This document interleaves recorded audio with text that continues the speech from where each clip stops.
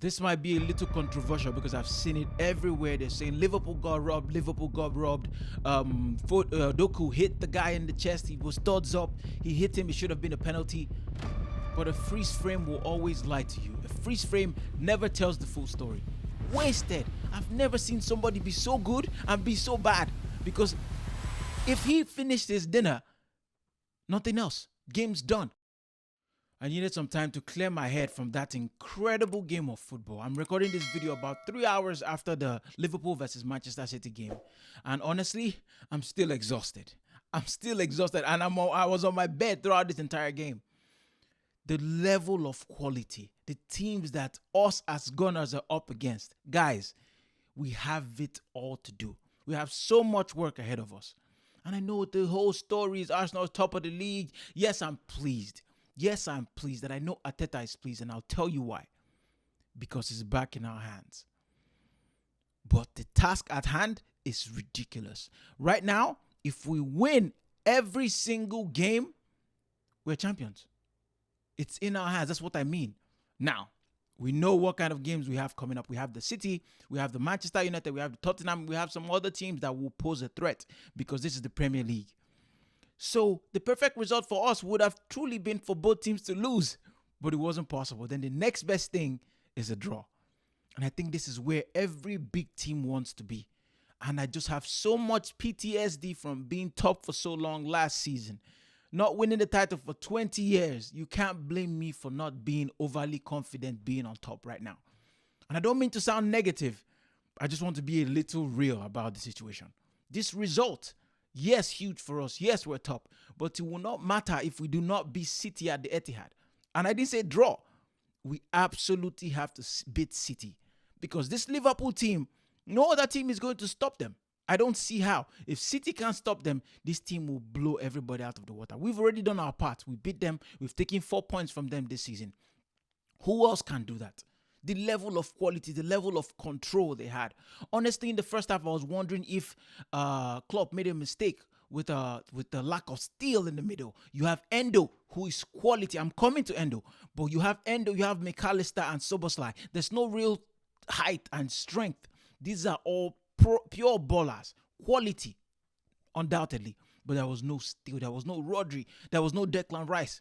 But this team showed me that you really don't need steel. All you need is a proper coordination between your defense and midfield and attack, and you can do anything. Because in the second half, Liverpool were on absolute smoke. The game started off, and obviously the defensive lapse for Stones' goal from the corner kick. These people should have been more awake, Liverpool should have been more awake, seeing as they scored a very similar goal against Barcelona years ago in the Champions League, where Trent Alexander-Arnold took that quick free kick, and I forgot who scored the goal.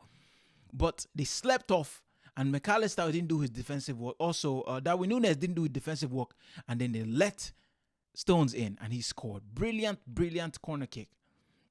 And at that point, I was like, okay, I feared the worst. Damn, Man City unstoppable. They were cooking in the first half. Haaland was anonymous the entire game. He was not there at all. And at that point, you think like, oh, they will cruise. They will hold on to the one goal lead and just cruise.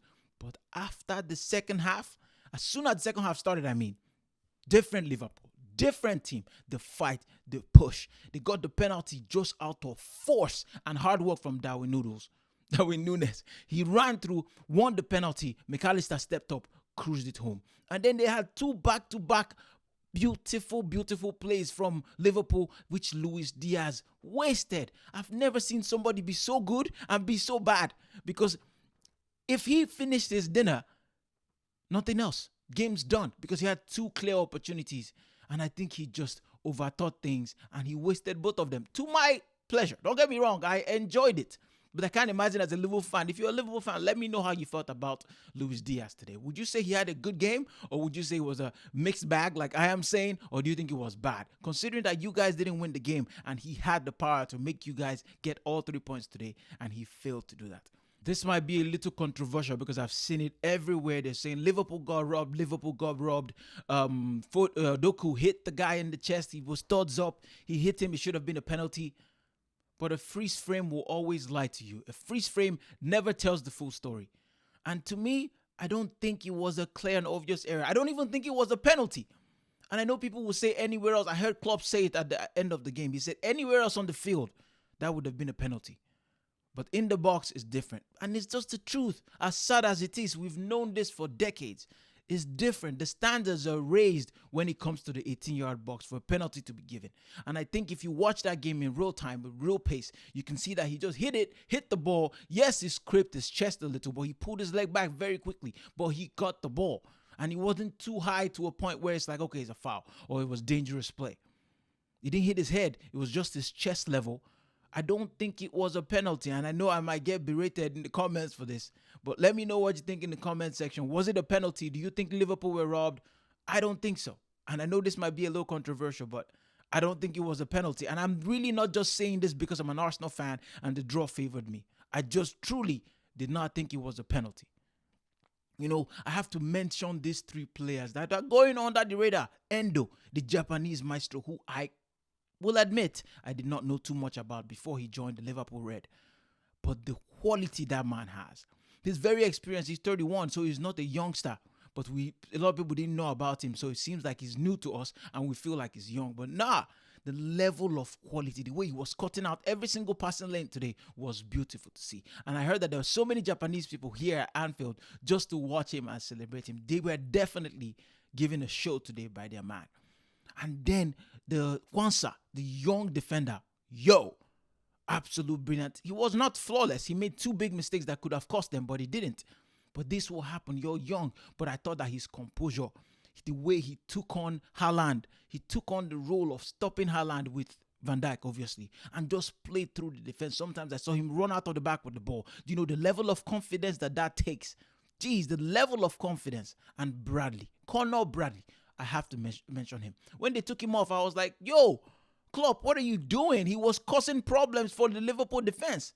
That change really, really surprised me, but I don't know the full story. Maybe he was injured. Maybe he wanted to deploy a different tactic by sending Gomez over from left back to right back.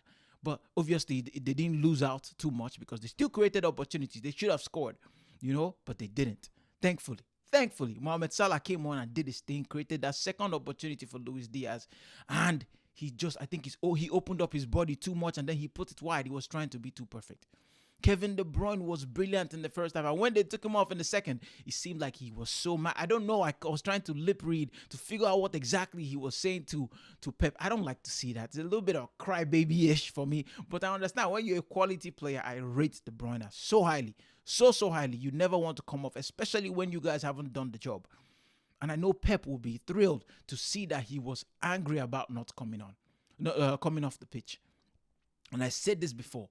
I don't think De Bruyne is fit enough to play at full throttle for the whole season. That's why he was gone for a lot of the first season. And we can see it. I think in the second half, they were running around him so much and he couldn't keep up. That's why he was brought off.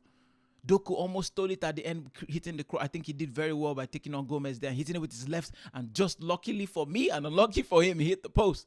And also the Foden, when Kelleher, who I thought was amazing, was very impressive. And he has been impressive since he came on after the goalkeeper, I keep forgetting his name, got injured. He's deputized very well, and I'm sure Liverpool fans are so pleased with him. But I thought it was a good game. He got lucky with that punch that hit Foden and then he came off the post. I got lucky too because this was what I was praying for. I needed the game to end as a draw because both teams couldn't lose, sadly. But yeah, what a brilliant watch. And guys, as Arsenal fans, we have a huge task in our hands. No, I don't think these teams are losing many more games this season. I don't know. They played so well. The fight, the desire, the passion from every single player on the pitch is second to none. And I'm happy to say that we are matching that. We're matching that desire. I see it in my boys. I saw it definitely yesterday against Brentford. I saw it. I've seen it since 2024 started, if I'm being honest.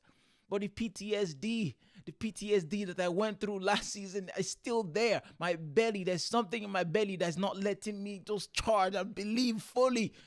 I trust my man. I trust Arteta. I trust my boys. We're in for it today, man. And I'm not excited for this running. I'm not. It's going to stress me out so much, but I'm here for the ride. I'd rather be here than anywhere else, maybe languishing in 10th like the Chelsea fans are, or chasing top 4. This is where I'd rather be. Proud of the boys. I really am. And I just hope that we can do the business, because we definitely need to win. Because if we don't win at the Etihad, Liverpool will probably win that weekend and go top. We're back right where we started this weekend. So we have to fight to win every single game. I know Arteta is drilling it into the boys' head. We've done it twice this season. One in the Community Shield and at the Emirates Stadium. We beat Man City. So I back the boys. I know we can do it. I know Etihad will present a different challenge for us. I know Haaland will probably not be this bad. My boys, I back you guys. I know we can do it. We have to push. If you want to be a big team, you have to beat the very best. Like, subscribe. Please hit the notification bell. Truly, truly, truly helps out. Let me know what you thought about the game in the comment section. Let me know what you think about this video in the comment section. I'm trying to build this community. Take care and God bless.